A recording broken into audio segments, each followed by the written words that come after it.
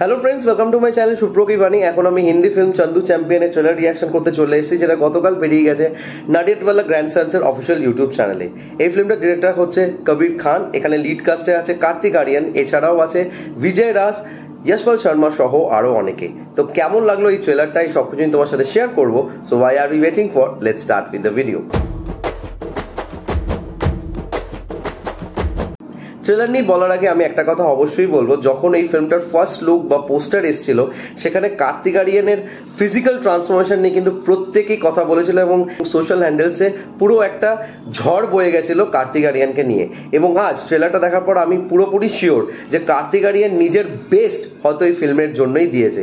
In fact Kartik Aryan নিজে তার social হ্যান্ডেলসে যখন ট্রেলারটি শেয়ার করেছে সেখানে সে বলেছে যে this is one of the toughest film he has shot in the last years.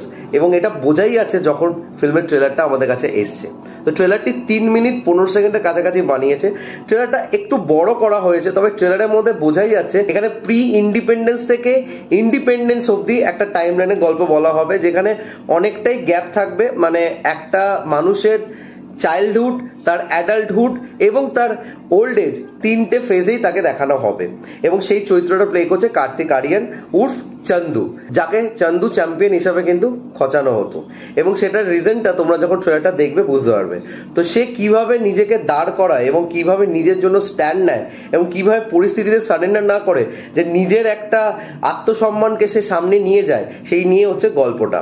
So ট্রেলারটা থেকে যেটা সব থেকে বেশি বেরিয়ে এসছে সেটা তো অবশ্যই কার্তিক আরিয়ান, বিকজ কার্তিক আরিয়ানই পুরো ট্রেলারের মধ্যে ছেয়ে আছে। এবং যেইভাবে কার্তিক আরিয়ান নিজের ফিজিক্যাল ট্রান্সফরমেশন এখানে করেছে এবং যেইভাবে এখানে তাকে ডায়লগ দিয়ে দেখা গেছে এবং বক্সিং রিংয়ে যখন বক্সিং করছে সেটা দেখতে কিন্তু জাস্ট দুর্দান্ত লাগছে।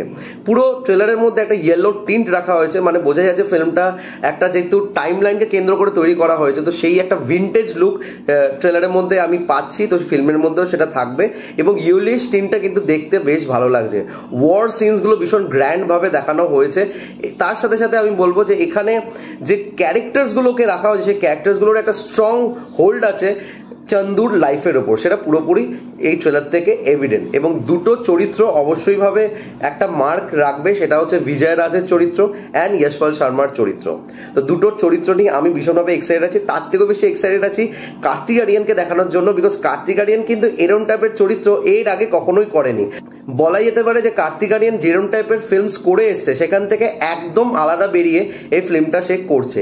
এবং কবির খান যেহেতু এই ফিল্মটার ডিরেক্টর, একটা আলাদাই এক্সপেকটেশন এই ফিল্মটা থেকে আমার হয়ে উঠেছে।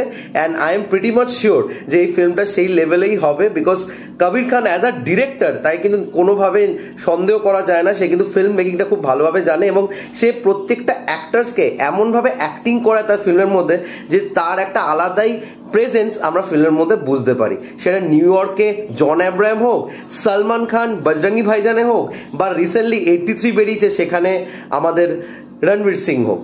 তো I am pretty much excited and I am very much sure যে কবির খান কার্তিক আরিয়ানের থেকেও বেস্ট জিনিসটা এই ফিল্মের মধ্যে নিয়ে এসছে।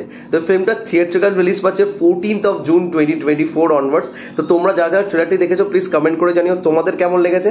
আর আমার যদি ভিডিওটা ভালো লেগে থাকে, don't forget to like, share and subscribe my channel. আমার সাথে জুড়ে থাকার জন্য আমাকে ইনস্টাগ্রামে ফলো করতে পারো। ইনস্টাগ্রাম হ্যান্ডেল হলো supro09bit2। I repeat, supro09bit2। Till then, stay tuned.